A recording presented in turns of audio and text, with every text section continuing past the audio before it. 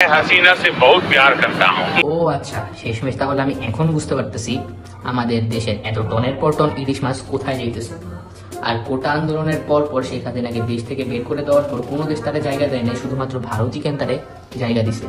বিষয়টা আমার কাছে এখন একবারে পানির মতো ক্লিয়ার, এবং আপনাদের সবার কাছে মনে হয় ক্লিয়ার হয়ে গেছে। আর এই ক্লিপটা দেখার পর আমার শুধু টিকটকের একটা ডায়লগই মনে পড়তেছে, তোমাদেরকে ইলিশ মাছ দিলাম, তোমাদের দেশের মানুষকে আমাদের দেশে চাকরি দিলাম, তারপরে দিলাম কন্যা, আর শেষমেশ তোমরা আমাকে দেনমোহর হিসাবে দিলে এই ভয়ানক বন্যা। আর এই বন্যাটা যে পুরোপুরি স্ক্রিপ্টেড কাহিনী, মানে সবাই মিলে চুক্তি করে বন্যাটা করছে, সেটা কিন্তু আমরা ভালো করে এখন বুঝতে পারতেছি। শেখ হাসিনাকে দেশ থেকে বের করে দেওয়ার পর শেখ হাসিনা আর আমাদের মোদিজি মিলে দুইজনে একত্রে প্ল্যান করে আমাদের দেশের মানুষকে এই বন্যায় ভাসায় দিতেছে। একই স্বামী, তুমি আমার বাসর ঘর না আসে এখানে দাঁড়িয়ে আছো কেন স্বামী? মাসিমন, আমি যে বাসর ঘরে যেতে পারবো না মাসিমন। একই বলছো স্বামী? প্রেমের টানে বাংলাদেশ ছেড়ে ভারতে গেলেন ৭৭ বছরের এক তরুণী। ৭৭ না ৭৬।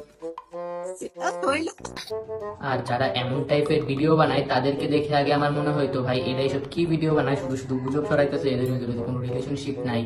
কিন্তু এখন আমার মনে হইতেছে এদের ভিতরে ভাই সিরিয়াসলি কিছু একটা আছে।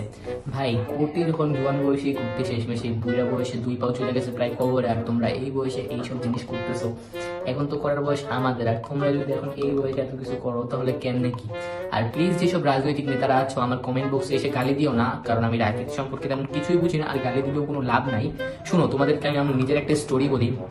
কিছুদিন আগে আমি রাকিব হোসেনকে নিয়ে একটা রোস্টিং ভিডিও বানিয়েছিলাম, আর সেই রোস্টিং ভিডিওতে রাকিব হোসেনের কিছু ফ্যান এসে আমার কমেন্ট বক্সে এসে বিরাট বড় একটা রচনা লিখে গেছিল, এন্ড ওই রচনার লাস্টে লিখে গেছিল, আমি জানি তুমি এই কমেন্টটা দেখবা, দেখার পর তুমি এই কমেন্টটা ডিলিট করে দিবা। কিন্তু ভাই আমি ওই কমেন্টটা দেখে ইগনোর করছি, আর ইগনোর করার পর 3 দিন পরে এসে দেখি যে ওই কমেন্ট ওই ছেলে নিজেই ডিলিট করে দিছে। ভাই তাহলে আমার এত জ্ঞান দেওয়া লাভটা কি হইলো? আর ওইটার ভিতরে ছিল কত ধরনের নীতিবাক্য, কমেন্টটা তোমাদেরকে দেখাইতে পারলে ভালো হইতো, কিন্তু দুঃখিত সেই ছেলেটা নিজেই কমেন্টটা ডিলিট করে দিছে। আর আমাদের কিন্তু আমাদেরকে হাসিনা রানীকে নিয়ে এত সব কথা বলা একেবারেই ঠিক হইতেছে না, কারণ আমাদের হাসিনা রানী দেশের জন্য যে পরিমাণ উন্নতি করছে তার বাপের টাকায়, সেই উন্নতি কিন্তু আর কেউই করতে পারতো না। আর সেই উন্নতির ভিতরে অন্যতম আয়নাঘর নির্মাণ এন্ড দেশের বাইরে টাকা পাচার করা, আর এই সকল উন্নতিমূলক কাজ কোনো বিবেকবান সরকার আমার মতে করতে পারতো না। আর শেখ হাসিনা যখন দেশটা ছেড়ে চলে গেল, মানে তাকে আমরা চলে যেতে বাধ্য করলাম, তখন শেখ হাসিনার মানে দৃশ্যটা দেখে আমার একটু একটু কষ্ট লাগতেছিল। পরে যখন আমি আয়নাঘরের দৃশ্যটা দেখলাম, না ভাই আমার মনে হইতেছে মানুষজন ঠিকই করছে, আমরা ঠিকই করছি তাদের দেশ থেকে বের করে দিয়া। আর আমাদের হাসিনা রানী যে দেশে থাকতে কত পরিমাণ আকাম প্রদান করছে তার কোনো ভাই হিসাব নাই। সে যে কয়শো কোটি, সে যে কয় হাজার কোটি টাকা দেশের বাইরে পাচার করছে তারও কোনো হিসাব নাই। আর এইসব টাকা পাচার করে সে বিদেশে বড় বড় বাড়ি বানাইছে, কত কিছু করছে। আর নানি তুমি একটা কথা শোনো, তুমি যখন দেখেছিলে তখন তোমার বিরুদ্ধে আমরা একটা কথাও বলতে পারি নাই। যদি কথা বলতাম তাহলে তুমি আমাদেরকে আয়না করে নিয়ে বন্দি করে রাখতে।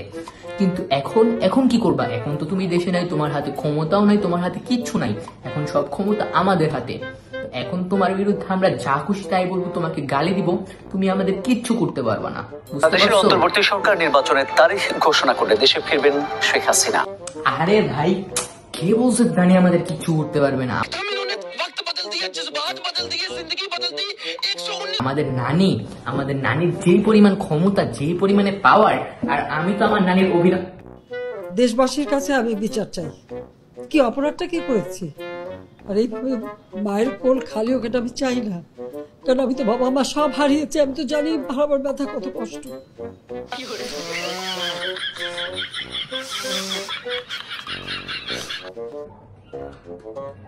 আমি তো আমার নানির যেই পরিমাণ কাজ করছে, যে পরিমাণ উন্নতিমূলক কাজ করছে, সেই পরিমাণ উন্নতিমূলক কাজের জন্য আমি তার ফ্যান হয়ে গেলাম। এবং বিশ্বের কোনো দেশ এত পরিমাণ উন্নতি করতে পারে না যতটা পরিমাণ উন্নতি আমার নানি করছে। আমি তাকে আমার আপন নানির তুলনায় অনেক বেশি ভালোবাসি। এবং শেখ হাসিনার পদ্মা সেতু, বঙ্গবন্ধু টানেল, মেট্রো রেল এইসব ধরনের উন্নতি করছে, আর এইসব ধরনের উন্নতি পুরো দেশের পুরো বিশ্বের কোনো মানুষ করতে পারে নাই, আর ভবিষ্যতেও পারবে না। আর আয়নাঘর নির্মাণের কথা যদি বলি, বাংলাদেশের মানুষ তোমরা কি কম আকাম করছো? আর তুমি কি আয়নাঘরের ভিতরে বন্দি ছিলা? তুমি যে এত সব কথা বলতেছো আয়নাঘর নিয়ে, আর অন্য মানুষ বন্দি ছিল, তাহলে তোমার কি? আর আয়নাঘরটা নির্মাণ করছে যারা আকাম করছে তাদেরকেই আয়নাঘরের ভিতরে ঢুকাইছে, তোমারে তো আর ঢুকায়নি। তুমি তো আকাম কম করো না, তাই মুখটা বন্ধ রাখো। আমার নানির সম্পর্কে যে বাজে কথা বলবে তারা আমি মাইরালাম। আর আমার নানিরা দেশে আনার জন্য আমি যতটা সম্ভব চেষ্টা করব, আমার নানি যত দ্রুত সম্ভব দেশে চলে আসে। মনে রাখবা, আমার নানির কিছু বলে জ্বলবে আগুন আমার ঘরে ঘরে ঘরে। সো আজকের এই ভিডিওটা ছিল এই পর্যন্ত। আর সোশ্যাল মিডিয়াতে আমি যার অ্যাকাউন্টে দেখবো আমার নানির নামে বলতাম তারা কিন্তু খায়া দিব, আমি বলে দিতেছি। আর গাইজ আমার কিন্তু একটা ফেসবুক পেজ আছে, আমি একটা ফেসবুক পেজ খুলছি, তো তোমরা এখন দ্রুত যাবা আর আমার ফেসবুক পেজটার একটা ফলো দিয়ে আসবা, না হলে দেখবা তোমাদের কিন্তু সবাই খবর আছে, তোমাদের সবাই আয়নাঘরের ভিতরে নিয়ে বন্দি করে রাখবো। সো আজকের এই ভিডিওটা ছিল এই পর্যন্ত। আমার আবার পরীক্ষা চলতেছে, আমরা এখন লেখাপড়া করতে হবে। আমি একটু আগে চিল্লাই গেল। তো সকলে ভালো থাকবা, সুস্থ থাকবা, টেক কেয়ার, আল্লাহ হাফেজ, বাই। আর ফেসবুক পেজটা ফলো দিবা, না আয়নাঘরের ভিতরে বন্দি করে রাখবো।